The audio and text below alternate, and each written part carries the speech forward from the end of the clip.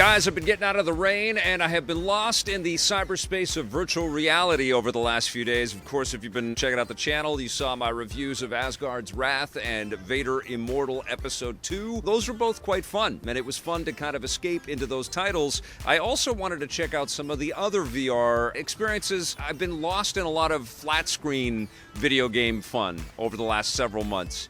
And I thought it was time to do kind of a checkup and jump back in and play some VR titles and see what the experience was across the Oculus Quest, which is fairly new, standalone, doesn't require in-room sensors, it doesn't require a cable, it's got cameras built into it. I've also got the Oculus Rift, the original one. I have not upgraded to the Oculus Rift S, and I've also got the PlayStation VR. So I tried three of the most easily accessible VR experiences and some of the software that I hadn't touched in a while, just to kind of see how VR felt in 2019.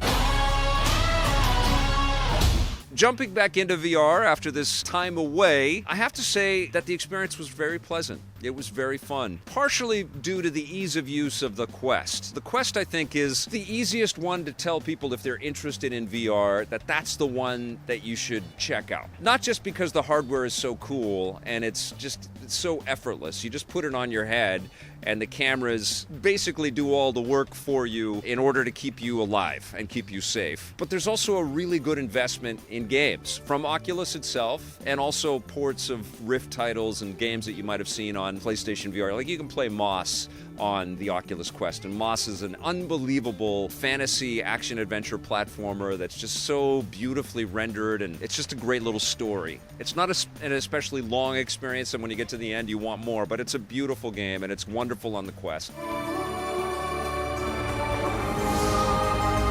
You can play games like Beat Saber, which I think is probably the undisputed killer app for all the VR platforms. It's one that you can put onto anybody, and you say you have two lightsabers and you gotta beat in time to the rhythm as all of these little objects are floating towards you. So you gotta destroy all these boxes and things. You have to groove with it, and it's super easy and super fun. Buying more of the music starts to add up a little bit, but you're going to get hooked on this game no matter what platform you play it on. You play it on the Quest or the Rift or the PlayStation VR or the Vive. Wherever you play Beat Saber, you're going to love that game. Now, I would argue that Asgard's Wrath is probably state-of-the-art for what a VR game is in 2019. I think Oculus and Sanzaru, the developer, just did an amazing job putting you in the boots of a god, but also a warrior, and also in command of animal troops and exploring dungeons. It's so freaking cool. And it not only is a fun game, but it also shows you how you can think differently about how you play video games. You can be sort of in this first-person combat situation, but you can also be this omnipotent creature that has control over the environment. Wonderful, wonderful experience. I wanted to jump back in and play something that recently moved into VR, but it's a game that's been kicking around for a while, and that was No Man's Sky. So I booted up No Man's Sky last night on my PlayStation VR. I was expecting it to be cool. I was not expecting it to make me gasp. I was not expecting it to be like transformative and just completely awe-inspiring, but that's what it was. Even, you know, with the aliasing and some of the rudimentary visuals, you can certainly feel that this is a game aching to turn up the dials so that it just looks crystal clear and beautiful. But even with its rough edges, No Man's Sky in VR is astounding. It's just amazing. You are on a planet and you're cruising around mining for different materials so that you can get your ship to fly up into space, and then you get into your ship and you fly into space, and it feels like you're in space. You've got your ship all around you, you can look behind you and see the foils on the back and the wings on the sides, and it's so immersive. You are completely transported into another galaxy, man. And then you realize, wait a minute, this whole universe is mine to explore. I can fly anywhere I want. I can fly to that planet, I can fly to that planet, I can mine these asteroids, I can explore that thing, and it is unbelievable, and it took everything I had to stop myself from getting completely lost in this game and forgetting everything else that's on my to-do list and the other games that I gotta review. Holy crap, if you've got this game already, and you can play this on the Rift, and you can play this on the PlayStation VR and the Vive, and soon on the Quest, it's the full game. in VR. And you can say that about things like Skyrim as well, or Borderlands 2. There's something about No Man's Sky and its mind-expanding ambition that we've created and generated all of these planets and all of these vehicles, and now there's multiplayer, but now you can explore them as if you are truly in a suit cruising through the universe. Incredible and an impeccable experience. I also checked out Blood and Truth on the PlayStation VR. Now, this was a heavily hyped cinematic experience that came out earlier this year, but I finally got to it, and I had to plug in my Move controllers and charge them. I was not happy about that. I hate those Move controllers. They just feel so antiquated. Even the charge cable is from the PlayStation 3 era, and we're at the end of the PlayStation 4 era. So it's just like, oh my God, I gotta get these charged up. So I did that while I got lost in No Man's Sky. So they were charged, and I was able to play this game. You can play it with a controller, but then you've got your hands locked together. And this is a game that kind of moves for you. It's almost akin to the Time Crisis games that Namco used to make with the light gun.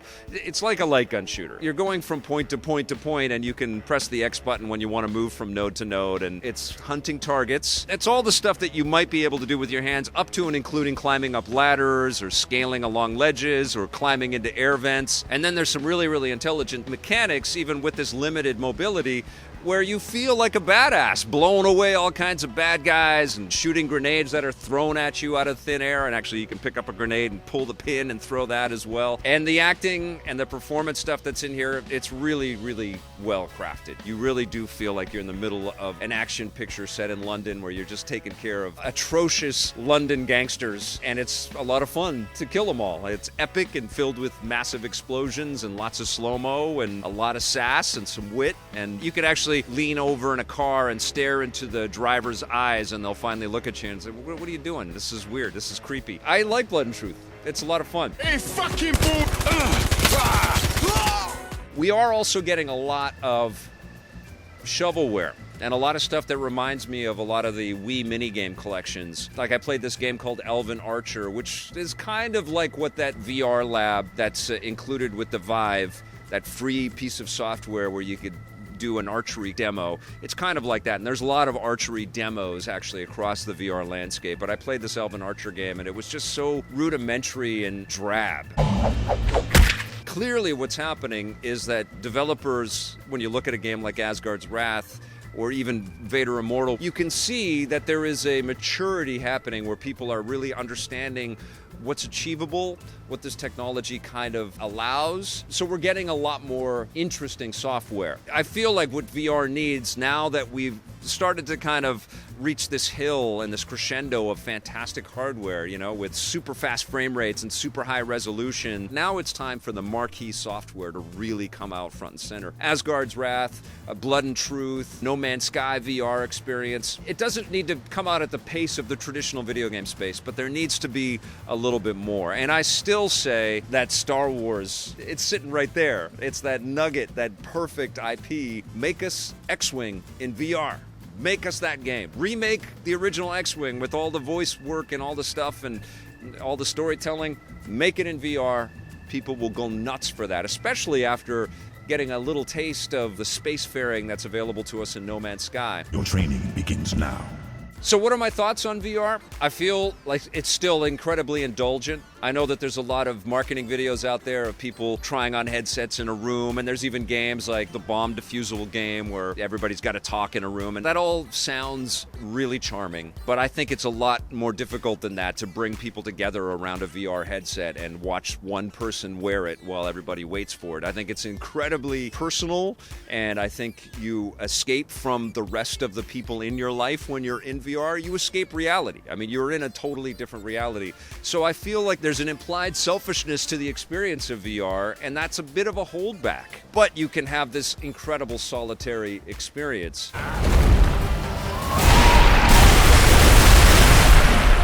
All of these hardware manufacturers, including Sony, are at least rumored to be moving towards the Oculus Quest direction, where you're not going to have to be tethered to any external device at all. And it's interesting that the Quest has gone in the other direction. At the recent Oculus Connect event that they had, they said, well, we're going to let you plug in a USB-C cable into your completely autonomous Oculus Quest platform and plug that into a PC, and now you can play Rift games on your Oculus Quest, which is insane, which is really cool. That allows Quest owners the ability to play an incredible experience like Asgard's Wrath. Now, I do think that the tethered experience is very limiting. I think that you need excellent motion tracking controllers like what Vive provided initially, and then what I think Oculus has one-upped with the touch. So, when I look at my experience with VR and the games that I played, and I feel like the Quest is that sweet spot. It's not unreasonably priced for the amount of hardware that you get. There's a pretty good software selection. You can tether it and have the Rift experience, which is definitely a boost up in terms of fidelity and library. And the camera tracking just makes it so ridiculously fun. I am super excited to see what 2020 provides. Likely 2021. I think that PlayStation's going to put the pause button on VR until they launch PlayStation 5, and then we'll see PlayStation VR 2 in 2021. And by that point, all of the other players will have caught up with up to 4K resolution and 120 frames per second on the screens. I think we're going to see just crazy, crazy technology in the VR space. As it sits today, I think the Quest is a pretty hard system to kind of refute. It's really damn cool. We're still on the road. We haven't quite got there. We're not at the holodeck, but VR is definitely very, very fun.